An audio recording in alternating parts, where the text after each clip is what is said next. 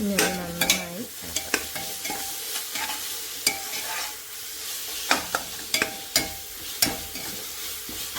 ഇത് നിങ്ങൾക്കിപ്പോൾ ഉള്ളിയും തക്കാളിയൊക്കെ ഇച്ചിരി കൂട്ടണമെന്നുണ്ടെങ്കിൽ അങ്ങനെ കൂട്ടാം. ഗ്രേവിയൊക്കെ ഒരുപാട് ഇഷ്ടമുള്ളവർക്കാണെങ്കിൽ അങ്ങനെ കൂട്ടാം. പക്ഷെ ഇവിടെ ഉള്ളി മോനധികം ഇഷ്ടമല്ല. അപ്പം ഞാൻ അതുകൊണ്ട് അവൻ കഴിക്കില്ല. പിന്നെ ഉള്ളി തന്നെ കിട്ടുകയാണ് പറഞ്ഞിട്ട് ഉള്ളിയും കടുകും ഇഷ്ടമല്ലാത്ത ഒരാളാണ് കേട്ടോ. അപ്പോൾ നമ്മൾ എന്തുണ്ടാക്കി കൊടുത്താലും കടുകൊക്കെ ഇട്ട് കഴിഞ്ഞാൽ കടുക് നമ്മൾ മാറ്റി കൊടുക്കും. അല്ലെങ്കിൽ അവ അത് പെറുക്കി ഇരുന്നിട്ട് പിന്നെ സമയം കുറേ വേസ്റ്റാവും. അപ്പം ഞാനത് മാറ്റി കൊടുക്കും. ഇപ്പോൾ സ്കൂളിൽ പോകുമ്പോൾ അത് കണ്ടാലും അങ്ങനെ തന്നെയാണ് അവൻ. അപ്പോൾ നമ്മളിവിടെ വെച്ച വെള്ളം തിളച്ചിട്ടുണ്ടായിരുന്നു. ഞാൻ ജസ്റ്റ് ഓഫാക്കി. വറ്റാൻ പാടില്ലല്ലോ, നമ്മൾ കറക്റ്റ് അളവിലല്ലേ എടുത്തിരിക്കുന്നത്. ഇനി അപ്പോൾ അത് ഇതിലേക്ക് ഒഴിക്കേ വേണ്ടൂ. ഇനി ഇതിലേക്ക് ചേർക്കേണ്ടത് 1 ടീസ്പൂൺ മുളക് പൊടി, ഒരു ടീസ്പൂൺ മല്ലിപ്പൊടി കേട്ടോ ഞാൻ അതിലിട്ടിട്ടുണ്ട്. പിന്നെ കുറച്ച് മസാല, ഗരം മസാല. ഓൾറെഡി മസാലയുടെ ഫ്ലേവർ ഉള്ളത് കൊണ്ട് പിന്നെ അധികം വേണ്ട. പിന്നെ ഞാൻ അതിലേക്ക് ചേർക്കുന്നത് നമ്മുടെ ബിരിയാണി മസാലയാണ് കേട്ടോ. അതും കുറച്ചിട്ടിട്ടുള്ളൂ. അതിലേക്ക് ലേശം തൈര് ആഡ് ചെയ്ത് കൊടുത്തിട്ടുണ്ട്. ഒന്ന് പിന്നെടുക്കാൻ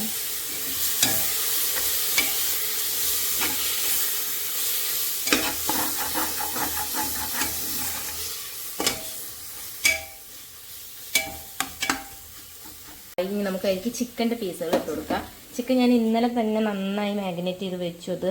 അപ്പോൾ അതിലേക്ക് എല്ലാം ശരിക്കും പിടിക്കുമല്ലോ, അതിന് വേണ്ടിയിട്ട് ഞാൻ അതിലേക്കൊന്ന് ചിക്കൻ അതിലേക്ക് ഇട്ടു. ഞാൻ ജസ്റ്റ് ഒന്ന് ഇളക്കി കൊടുത്തു.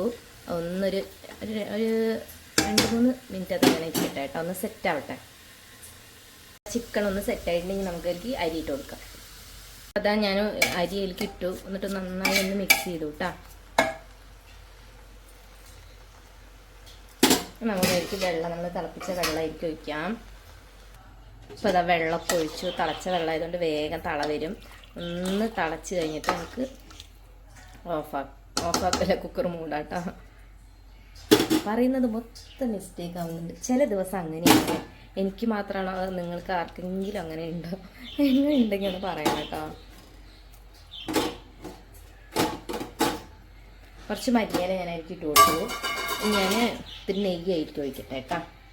അത് കഴിഞ്ഞിട്ട് നമുക്ക് ചെയ്യേണ്ട കാര്യം, കുറച്ച് ഒഴിച്ചിട്ട് ഓൾറെഡി നമ്മൾ നെയ്യ് ഒഴിച്ചിട്ടുണ്ടല്ലോ. അതുകൊണ്ട് ഇനി അതിലേക്ക് ചേർക്കേണ്ടത് നമുക്ക് ഉപ്പ് എങ്ങനെ ഉണ്ട് നോക്കാം. കുറച്ച് ഉപ്പിട്ട് കൊടുത്തു. ഉപ്പ് ഉണ്ടായിരുന്നില്ല തീരെ. അപ്പം ഞാൻ കുറച്ച് ഉപ്പിട്ട് കൊടുത്തു.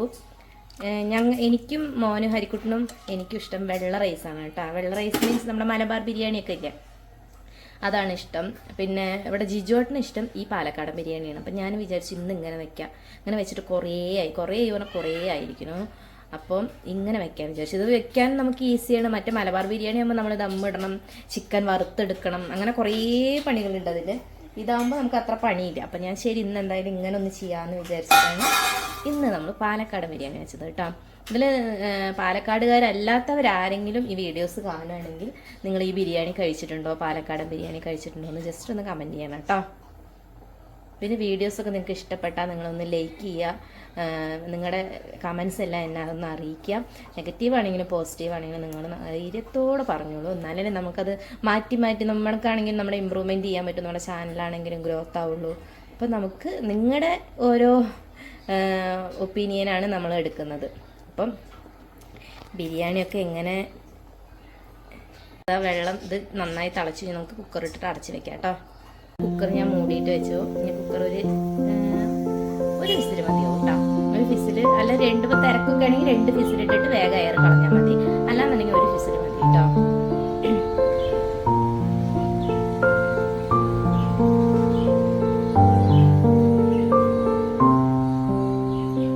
അപ്പം അതാവുമ്പോഴേക്കും നമുക്ക് 2 പാത്രം കഴുകിയെടുക്കാം.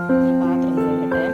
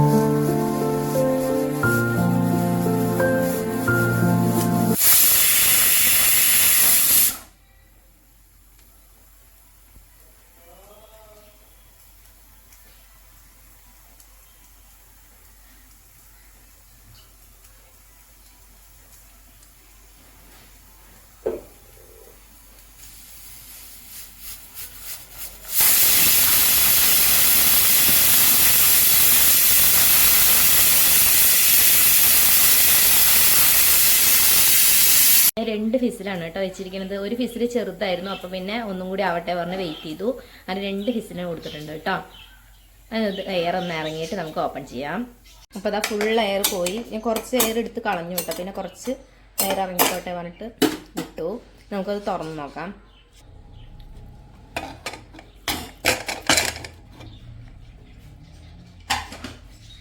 ആഹാ, എയർ കളഞ്ഞിട്ടില്ലെങ്കിൽ നല്ല വേവും കേട്ടോ. ഞാൻ കുറച്ച് എയർ കളഞ്ഞു, അതുകൊണ്ട് രക്ഷപ്പെട്ടു. അല്ലെങ്കിൽ ഈ ബിരിയാണി ഒരു കുഴ പോലെ ഒരു ബിരിയാണി പായസമായി മാറിയേനെ, അതുകൊണ്ട് കേട്ടോ. അപ്പം ഞാനതൊന്ന് ഇളക്കി വിടട്ടെ. ഇതാണ് അപ്പം നമ്മുടെ പാലക്കാടൻ ബിരിയാണി. ഈ ചിക്കൻ്റെ ഇതൊക്കെ ഇല്ല, വെള്ളമൊക്കെ ഇതിലേക്ക് നന്നായിട്ട് ഇറങ്ങും. അപ്പോൾ ഒരു പ്രത്യേക ടേസ്റ്റാണ് കേട്ടോ. ശരിക്കും കഴിച്ചവർക്കറിയാം. പക്ഷെ എല്ലാവർക്കും ഈ ടേസ്റ്റിനോട് ഇഷ്ടപ്പെട്ടില്ല. എനിക്ക് ഇഷ്ടമാണ്, കഴിക്കുന്നു മാത്രമേ ഉള്ളൂ. പക്ഷേ എൻ്റെ ഫേവറേറ്റ് എപ്പോഴും മലബാർ ബിരിയാണിയാണ് കേട്ടോ. വൈറ്റ് റൈസ് ഉള്ള ബിരിയാണിയില്ല, അതാണ് എൻ്റെ ഫേവറേറ്റ്, എപ്പോഴത്തെയും ഫേവറേറ്റ് അതാണ്. പക്ഷെ ഇപ്പം ജിജോട്ടനാണെങ്കിലും ഏട്ടനും ഒക്കെ ഇഷ്ടമാണ് ഇങ്ങനത്തെ ബിരിയാണി കേട്ടോ. അപ്പോൾ എപ്പോഴും ഒരുപോലത്തെ ഉണ്ടാക്കണ്ടല്ലോ പറഞ്ഞിട്ട് ഇങ്ങനെ ഒന്ന് ട്രൈ ചെയ്തത്. ഇതിന് മുന്നേ കുറച്ച് നാൾ മുന്നേ, കുറച്ചല്ല ഒരു 2 കൊല്ലമൊക്കെ ആവാനായി ഞാൻ ഈ ബിരിയാണി ഉണ്ടാക്കിയിട്ട്. അപ്പോൾ ഇതാണ് ഇന്നത്തെ വീഡിയോ. നിങ്ങൾക്കൊക്കെ ഇഷ്ടപ്പെട്ട് കഴിഞ്ഞാൽ നിങ്ങൾ ലൈക്ക് ചെയ്യുക. നമ്മുടെ പുതിയതായി കാണുന്നവരാണ് നമ്മുടെ ചാനൽ ഒന്ന് സബ്സ്ക്രൈബ് ചെയ്യൂ. അപ്പോൾ നമുക്ക് മറ്റൊരു വീഡിയോയിൽ കാണാം. Okay, Tata, bye bye.